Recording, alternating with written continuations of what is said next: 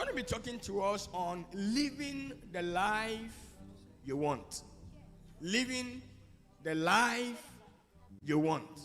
And I'm going to start by inviting someone to do something for us. I want to give her a public gift because today happens to be her birthday and she's in the house. So I'm giving her a gift.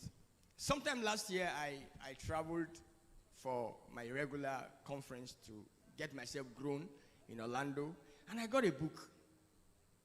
And I know you want to read the book, but only one person can read the book for all of us.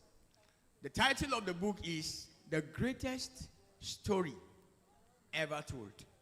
Now, I don't know if you want to hear the greatest story ever told. And I don't want you to begin to think in your mind what the greatest story ever told is. Because I know that if you use your church mind, you are probably going to be thinking of something that I'm not thinking about. And possibly you might not be sure what's in the book. Has anybody met this book before? Have you encountered this book before? The greatest story ever written. Maybe you have not encountered the book before, but this morning I give you the privilege to encounter the book. So I want to call Olubimi Odiaka to come and read this book for us. She will just read, you can see that it's a big book, she can't read everything, but she'll just read chapter 1 and we'll be fine. Please put your hands together for her. Please, can you come up? Now today is her birthday, so I'm going to give you this gift, but first of all, read it for us. Thank you. I'll hold the mic for you, no problem. Just read chapter 1. Forget the introduction, forget every other thing. Just read chapter 1.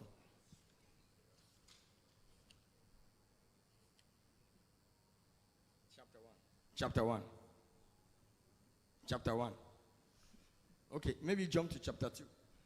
There's nothing written there. It's blank. Blank? Yes, sir. Are you sure? I'm very sure. Show them. So the greatest story ever told is a book that has lines. But this book has nothing on the inside of it. So why would I give a book to somebody and it's titled The Greatest Story Ever Told and it doesn't even have an author and the book is, according to what you said, empty? It's empty because the greatest story ever told is your story. Amen. So I'm giving you this book as a gift on your birthday so that you can fill it with the story that you want the world to read about you. And it goes the same for every one of you who is here. Because the truth is that we all love stories. God bless you. Thank you. We all love stories. Stories inspire us. When you hear a good story, you remember it. Over the ages, over time, you would realize that one of the ways we have passed information from one generation to another generation is by telling stories. Somebody tells a story to his child. The child grows up. You may be seated. Thank you, if you want to. A child grows up and tells the story to the child, and it goes from one generation to the other. We are telling stories. The stories inspire us. Stories move us to want to do some of the things that we thought we couldn't do. When you hear the story that is strong, when you hear the story of somebody that is heavy, and you are saying to yourself, it looks like I can do that, because stories have a way of inspiring us. So you have the opportunity and the privilege that life is giving you to live the life you want. And the life you want is the story that you live. See, life is a choice. You either live it or leave it. Let me take it again so that I'll be slow a little bit. Life is a choice. You either live it or leave it. I've often said that some people live and they leave a legacy. Some people live and they leave a vacancy. Which one are you? You can live and leave a legacy, but you can live and also leave a vacancy. Which one? Life is a choice. You either live it or you leave it. The greatest story ever told is your story. A story that inspires you. A story that works on your emotion, that gets you emotional. A story that is just about you. Now, I have this thing that I wrote here. Wishing does not change anything. Hoping does not lead to improvement. Dreams don't fulfill themselves. Vision is not enough to create transformation. To live well, you need to make the shift from wanting to doing. Wishing does not change anything. In fact, we have heard it before that if wishes were horses, what will happen to beggars? Beggars would ride. But are you a beggar? I'm sure you are not. Hoping does not lead to improvement. So many times you hear you and I, we say things like, it is well. And I agree. But you know what? It's well is not a strategy. And it's not a plan. Dreams are very great. And many of us have great dreams. And I know you have some great dreams. We have great dreams that we carried from when we were young, dreams that have been on our inside. Some of us still have those dreams. I had a dream some years back, and the dreams I have is what actually birthed what we have here today. I remember the first time that we did the Advanced Leadership Conference, the very first year, somewhere in Yaba. One of my friends of years before just looked at me and said, "Oh, you've been talking about this. Finally, you did it." Because it has been a dream. However, dreams don't ever fulfill themselves. So it's good to have dreams, but that's not enough. What about visions? And we talk about visions a lot. I'm sure today somebody is definitely going to talk about vision. But you see, the other day I was talking to some people and I said to them, you know, a lot of people, they watch television more than they watch their vision. They watch television more than they watch their vision. Vision is good. It's good to have a vision. Write it down. Why? The vision is for an appointed time. But the truth is that many people have visions, but the vision has become for a disappointed time because it never happened. Visions are not enough to bring transformation. So I want to change things. I want to change lives. It's not enough to change any life. It will not change any life. Wanting is not what you need. Doing is what you actually need. And that is living a life of intentionality. Now look at this. The road to hell is paved with good intentions.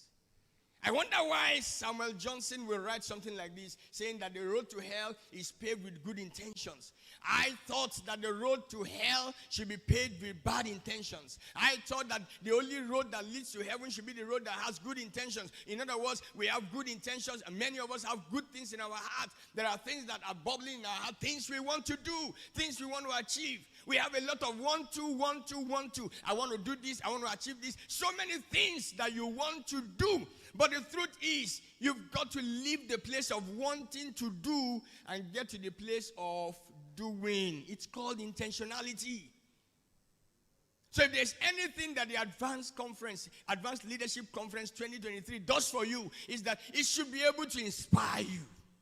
It should be able to move you from the place of I want to the place of I did. It should move you from wanting and move you to the place where you can say, oh yeah, I got this done. I mean, I have two of my friends in the house. One of them is from Zambia. He's seated here. And then one of them came all the way from Delta State. He's a pastor in charge of the province in the Redeemed Christian. And came all the way from just with here. While we were talking with one of them so that they know. So while we were talking, and he said, this is great. Somebody should do this somewhere. And I said, well, that's why you are here, so that you can do it. I just put the challenge immediately to him and say, yeah, this is it. Because I understand that many times we get to do a lot of things that every other person is doing, but we have not allowed the reality of our expression to come out. I'm different. You are different. And the reason why you are different is so that you can do something that makes a difference. Did you hear what I just said? That's what makes you different. In life, many times, we want to celebrate our similarities. So when a child is born, the first thing everybody is looking at is, who does he look like? And sometimes they'll tell you he looks like his father. He looks like his mother. And this is a child, just a child. How do you really know that this child looks like this or he really doesn't look like them? Because sometimes you think they look like them. He might have one or two features like them, but he doesn't look like them. I remember my young son, he's 21, I think, going to 22 now. When he was smaller, he was exactly like me. Everybody thought he was going to turn out like me. Today, we are begging him to stop eating because he's bigger than me, chest-wise, back-wise, side-wise, everywhere. You can't even believe that he came from me. Bigger than me by every standard. He can't wear in fact, one of his biggest regrets, I think, is that he can't wear my shoe. He regrets it because anytime, I mean, I don't have too many shoes, but when I have one, you know it's a shoe.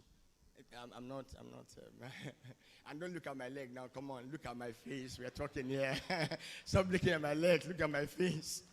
Okay. But we have many intentions.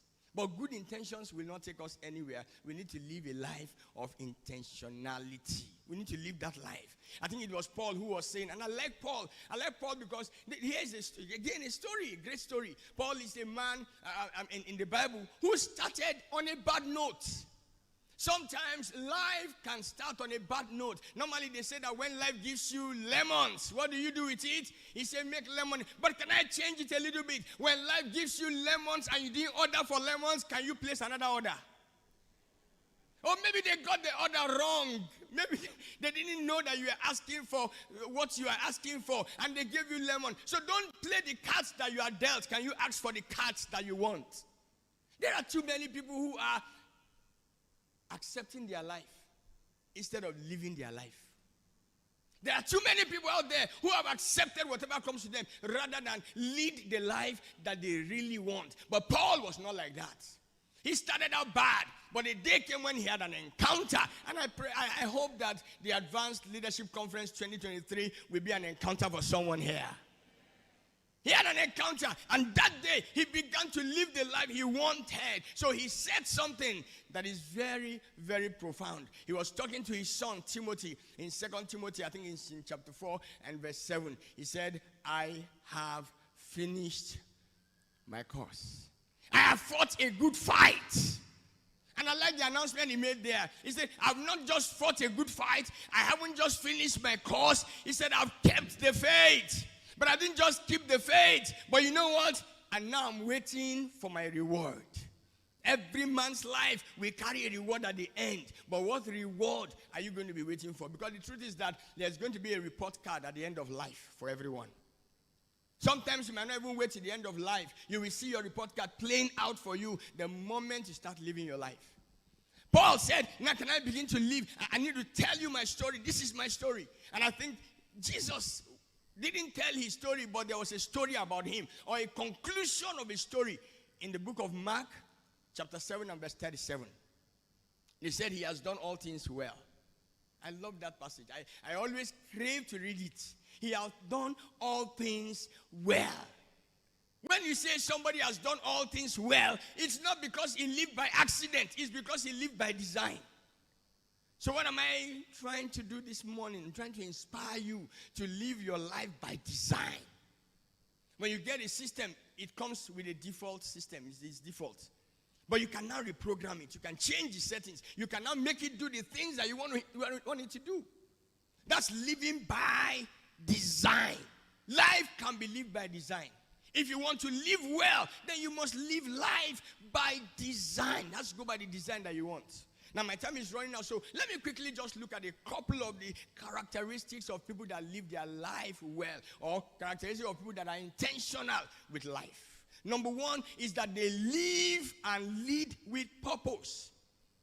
There are people who live and lead their lives with purpose. In other words, they know exactly why they are here, because there are 5 critical questions that every one of us needs to answer in life. I'm sure you might have heard this, but think about it again. The first question that you must answer as a person is the question, who am I? And that question has to do with your identity. Your identity. And a lot of times, people don't answer that question well. So when you meet somebody on the street and something is going on, the question they will ask you that they have never asked themselves is, what's that question? Do you know who I am? When you have a beef with somebody and then do you know who I am? And they say it angrily. Have you ever stopped to ask them, sorry, no, I don't know who you are. Who are you? Because sometimes it might be good to just, okay, well, I don't know, but who are you? The truth is that they themselves don't know. Because when you ask them, they will tell you a lot of things.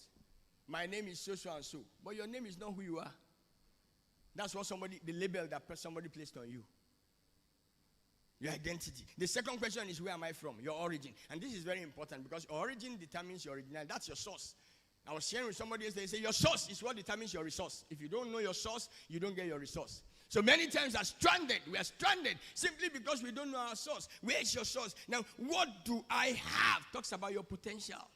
What do I have? What's available to me? Now, what can I do? Your abilities. The critical one that ties everything together is, why am I here? Help me ask your neighbor, why are you here? Now, I'm not just talking about the Advanced Leadership Conference, because that's also a good question to answer. Why are you here? Here to meet some friends? Here to sing a song? Here to plan the event? Here to put things together? Why are you here? There must be a reason or a purpose. If you leave this place and that purpose is not meant, then coming here was just a waste. Purpose is critical because that is what gives life meaning. Where there is no purpose, life has no meaning. I need to say that again. Where there is no purpose, life has no meaning. And in my journey of life, I've come to discover that many people never really find their purpose. That's why they take on other things. Can you imagine what Jesus Christ did? They called him one day and they wanted to seize him to be king. He ran away. He said, no, I'm not going to be king. Because that's not my purpose. For this cause, what's your cause? David asked a question, is there not a cause? You think I just came here, I'm facing Goliath for no reason? No, I have a reason. And if I don't have a reason, that's why I will not rise. So no reason, no rising. What's the reason? What's the cause? What's the purpose? Purpose is not about size, it's about significance. It can be big, but if it is not significant, it's a waste of time. It's a waste of whatever it is you are doing. Purpose is not about size, it's about significance. It doesn't have to be big, but it has to be impactful. Can you help me talk to somebody and tell him you need to do something impactful?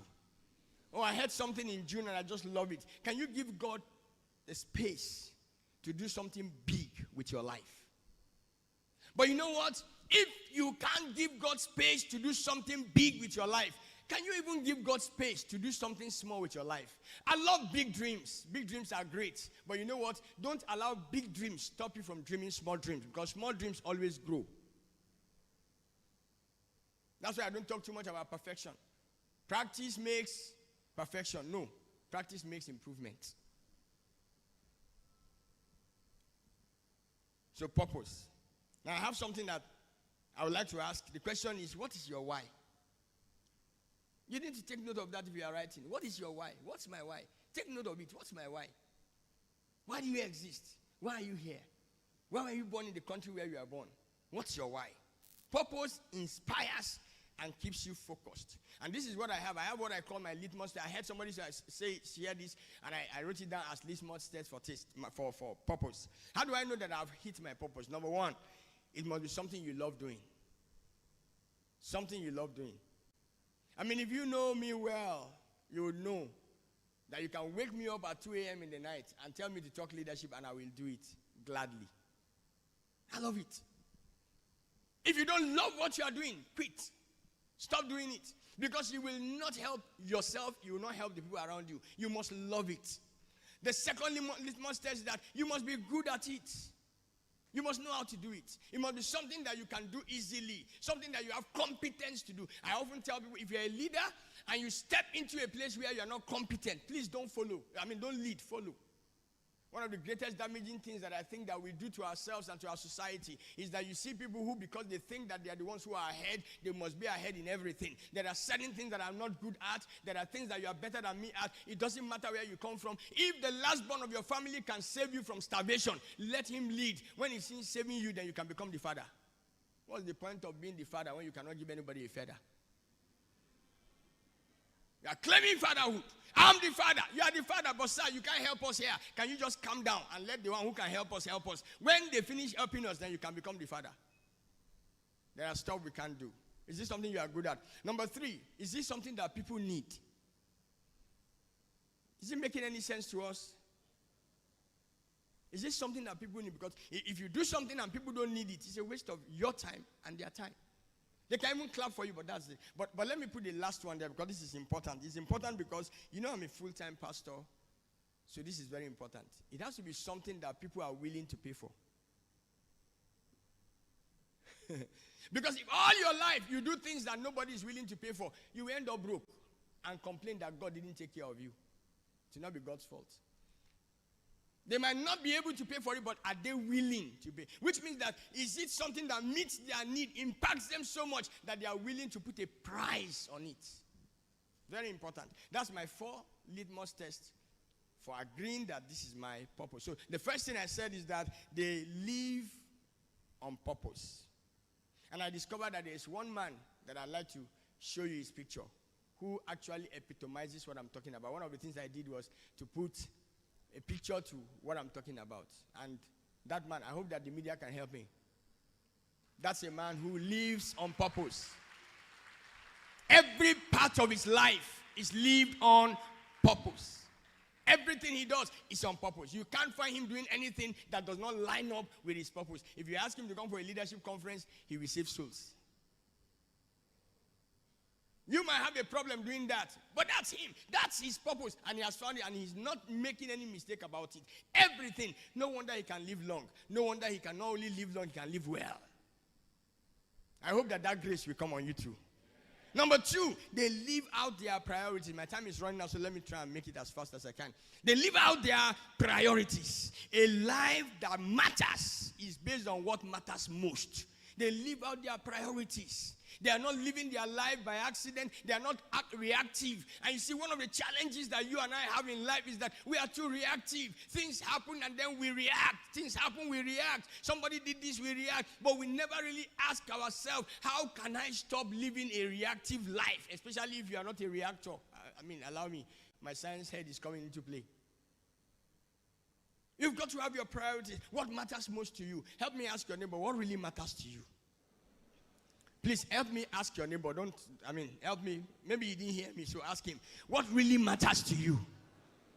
See, because you need to know what really matters to you. You need to know what is your main thing. What is the one thing that is important? I spoke about Paul. Paul said, I forget every other thing, but this is the one thing that I focus on. This is what matters to me.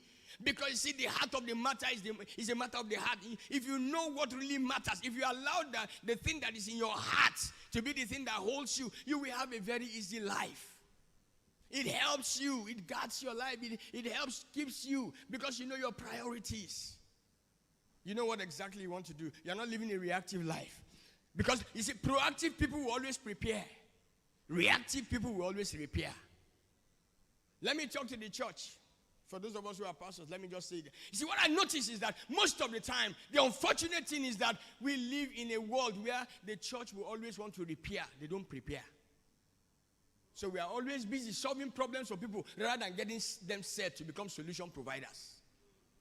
Why do we do advanced leadership conference? So that we can prepare people for what's coming. Because whether you like it or not, things will come. But when you are prepared, then you can attack the thing that is coming. Many times we are so reactive. So anytime there's a problem, we jump to somebody, they solve the problem for us. And that's why we have to keep coming back to that place. Pastors, forgive me, but I know that we like it. We like them always coming back to us. Always come. Because it's normal for humans, you know. We are humans. And every human being wants to always be on top of everybody. Sometimes some people will even keep you in church. As long as you are with them, so long as you are the way you are, stay that way. But my preference is, and I always make it out, if you stay with me for 6 months and your life does not change, I'm not the right fit for you. Go where your life can change. We still get our connections. It doesn't change anything. That's me. It doesn't have to be you, but that's me. But that's the way I work. Proactive people will always plan ahead. Reactive people will always live in the moment. Proactive people, they will anticipate problems because problems are a part of life and they find out how they can solve it. Reactive people, they will always react when the problem comes. Proactive people will seize the moment. Reactive people will wait for the right moment. Number 3. Okay, I have a picture for somebody that I believe lives out priority. I learned something from him. Yeah, that's John C. Maxwell. John Maxwell will tell you that there are 5 things I do every day. I adopted that strategy. So I don't do New Year resolution. I find 5 things that I do every day. 5 things that change my life. Now I call it 5 for 5. 5 things that I do in the 5 critical areas of my life. I wish I could show you. But I had to sit down 2 years ago and I crafted that. 5 things that I do every day. There are 5 things that I must do every day. And then I will know that my life is complete. Number 1, every day I pray. Every day. And when I say every day, I mean every day, including holidays. I pray. Every day I read. It's important. Every day. I have to read something. I have to read a book. Every day I write. Every day, I think. Every day, I add value to somebody. Once I do those 5 things, my day is made. Your priorities. I learned that from him. Number 3, they are guided by their principles. Now, you need to forgive me because I'm talking about being guided by principles, but I can't close this here. My time's up, but I'm begging for 10 minutes. Is that okay? Is that okay? Talk to me, somebody. Okay, I can drop it here now. Is it okay to ask for 10 minutes? Okay, so guys, they've given me 10 minutes. They live, or they are guided by principles. Now, somebody said, if you have no principles, you will suffer ridicules. Principles. Now, because of time, let me just... You see, one of the things that principle does is that principles will guide your life. When a man has principles, he doesn't have to think too much about what to do. Sometimes people come to me and say, what do I do in this situation? I just ask them, what are your values? What are your principles? You should know by the principles that you have, the jobs you can't take. Nobody needs to pray about that for you. You can't take this one. Principles will guard your life. They protect you. And principles will act as a gauge, helping you to evaluate whatever it is that you do. They live by their principles. For everyone who is a believer, the word of God is simply principles. That's all. I told somebody somewhere, I read the 10 Commandments. I read it again and again. What did I discover? The 10 Commandments are just a value system. That's all it is. Just a value system on how to live your life. Hear what Proverbs says. My son, pay attention to my words. Let me just paraphrase. In the last part, he said, for they are life to those who find them. Very simple. Every day of my life, I read 1 chapter of Proverbs every day. 1 chapter. Why? Because I've discovered that when you read Proverbs 1 chapter every day, you become full of wisdom in life. And I found somebody that I think lives that. I just love him. Maybe that's why I just connect with him. And I've not seen his ministry suffering, what do you call it now, attacks and other things like that. Because he's basically a man of principles. Pastor Pojo Yemade lives by his principles. Okay, media couldn't get the picture up for me. Lives by principles. Let me move on. Number 4, they partner with the right people. That's very critical. Anything you do around your life as a leader has a lot to do with the people that you do it with. I like a statement that I heard from somebody. I want to make a difference doing something that makes a difference with the people who want to make a difference at a time that makes a difference.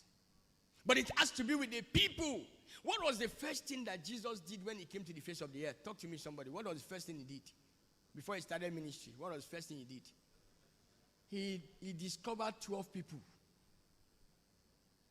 To let you know that you can't do it alone. He first of all had to select 12 people and say, look, I need these 12 people to work with me. You've got to have the right kind of partners. You've got to know how to be intentional in your relationship with God first. Then your relationship with yourself and your relationship with other people.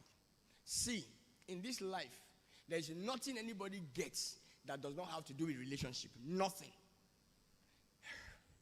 Some years ago, I think they were talking about the issue of some promotions were happening somewhere, and then they were talking, and then they said the man is just putting people there, people that are his friends and all that. And somebody said, please, but let's think about it. Are you going to take your enemies and appoint them to take office?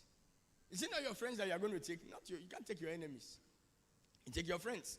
So you've got to be intentional about how you relate with the people that are around you. And I just put down this quote. I got this quote and I liked it. It said the single most important formula of success is knowing how to get along with people. When people get along with you, they will easily go along with you. That's very important. Many times we miss out on this critical factor of life. How do you get along with the people around you? We've got to learn it. None of us is yet there, but we have to learn it. We have to be able to get along. Some people will say, I don't care. You don't care? No, it doesn't work like that. You may get it today, but the time is coming when you will not get it again. So the single most important ingredient or the formula to success is knowing how to get along with people. I have some principles for building strong relationships, but I think I'm going to skip it. But let me just say one. Value yourself. Very important. Love your neighbor as what? Yourself. The value you place on yourself will determine the value you place on somebody else. Value yourself. Number 2, value people. Very important. Value yourself, value people. Learn to show appreciation. Learn to give affirmation. Learn to create attraction. Demonstrate affection and pay attention. Very important. Let me close on that note. But before I do that, there's one person that I've come to find. I hope you got the picture. If you didn't get the picture, then I won't talk about it. Because it's not somebody that many of us would know. But I just like the life that she brings to anywhere that she is. She's a friend of mine. Her name is Bisi Akande. Very alive. Anywhere she gets to, she brings life in that place. Okay, somebody wants to clap. Please go ahead and clap. I know she's watching Nadasa over there.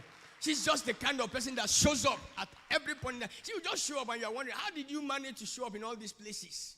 But you will see her connecting many of us and bringing men people together. She knows how to do it. She's good with that. Let's move on. The final thing is that they focus on their personal development. When you ask people to come for a leadership conference, you will not have as many people come for it as much as you will say, let's go for a prayer service. When you ask people to come for a session when they will go to school and learn something, you won't have as much as you will have when they say, okay, let's go for a... Why? Because people don't know that your profession cannot grow if you are not growing. The truth of the matter is, you bring your person to the profession. And I always say it is very simple. If you are a thief and you attend church, you will steal church money. If you are a thief and you work in a bank, you will steal bank money. If you are a thief and you happen to enter government, you will steal government money. If you are a thief and you live in your father's house, you will steal your mother's money. Don't mind me. I don't know why I said your mother's money. But you know, it's who you are that you bring in there. When you read in the scriptures, you find that who you are matters a lot. So how are you growing yourself? Who are you? How are you growing yourself? How are you getting better? I was talking to a young man yesterday, and we were just chatting about this. And I said, look, every problem you have that defeated you is because that problem was your size. If you grow more than the problem, it will never defeat you again. Never. So the problem you have is that you are not outgrowing your problems. If you grow more than them, they will not be able to challenge you again. If you're a child and you want to walk, sometimes you walk and you fail, you crawl and all that. But as you grow, you don't need to think. All of you here now, if I tell you to stand up, you will stand up without thinking about it. Why? Because you have grown yourself to that capacity. But if I tell a 6-month-old baby, stand up and I'm praying in tongues, get all of you to pray together, will he wake up? No. Why? He has not grown beyond where he is. So whatever you are tackling, whatever challenges you are fighting, whatever you are battling right now is exactly your size. If you want to win over it, what do? Grow yourself beyond that. And if you know me, I'm all about growth. John Maxwell will say, growth is the only guarantee that tomorrow will be great. If you want a better tomorrow, what do? Just keep growing yourself. Stay in the environment where you can grow. I have a lot to talk about this, but the 10 minutes I asked for is almost wrapping up, so I don't want them to send me out of this place. Yes, of course, I'm the convener, I'm the host, but they can sack me. And if I ask you again to give me more time, I'll be taking more than I can bite, so I won't do that. The future always gets better when you get better. The future. And I think I have a picture for that one that I want to show you. Because I think that's important. Actually, I had 2 pictures, but I don't know whether they got it. My time is running out. So if you have the picture, can you put up the picture of somebody that I think I've noticed who epitomizes growth in his life? And then somebody else that I think epitomizes growth in her life in the relationship that she has had with me. Okay, let me jump because I'm not getting it. But I've talked about 5 things. Number 1, I said purpose. That's who you are. Priority. That's how you stay the course. Planning, priority is how you make sure you live out what you want. Principle is how you live out what you want to live out. And then people is how you pass it on. Personal development is how you reach what you have planned. I have a couple of questions I want to ask you in a couple of minutes. The first question is, what is the one thing that you've always wanted to do that you haven't done before, that you have not done yet? One good question. What is that one thing that you have always wanted to do that you haven't done yet? Maybe you want to write it down. I have a second question to that. Why do you want to do it? Why do you really, really want to do that one thing? What is the reason behind your wanting to do that one thing? My third question, what has held you back from doing that thing? What held you back? What stopped you? Why are you stuck? What is it that kept you back? Number 4, what is your best next step for a great start? Your best next step for a great start. And the 5th question is, when are you going to take that step? Put a date to it. And I see you getting to the place that you have. Remember, I started by saying you need to live well if you are going to lead well. Thank you very much. I hope that I've been able to convince you that you need to live well so that you can lead well.